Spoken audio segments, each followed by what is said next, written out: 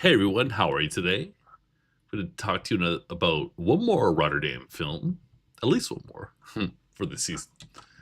The movie called The Whole 309 Days to the Bloodiest Tragedy expresses the inexpressible and distills a horror which most of us, thankfully, could never begin to fathom.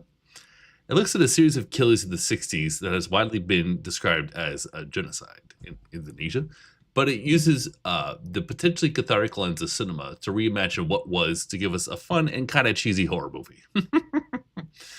The ambition is there, but it's still not exactly a top-notch horror movie. It's not like Megalopolis in terms of a massive disconnect between ambition and delivery, but it's on that spectrum. This movie is not as ambitious as Megalopolis, nor does it have the crazy execution.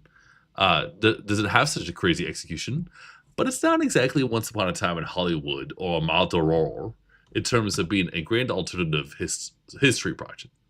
It's also unfair to compare it to those two, as it is an expressive horror movie, but that's still the street that it lives on. But it is also still a good time at the movies. We get an investigative angle for those who don't know anything about what went down, and things are left loose and ambiguous, which might be necessary for a current political situation. Yes, there's a lot going on there. Indonesia hasn't really reconciled what has happened, and this movie is sort of a half attempt at doing that, I'll say.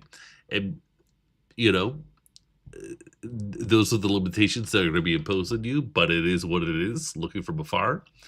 And I enjoyed it. I thought it was basically fun, but it also has some issues that I wanted to mention. And I have done so. And that is all I have to tell you for today. Peace.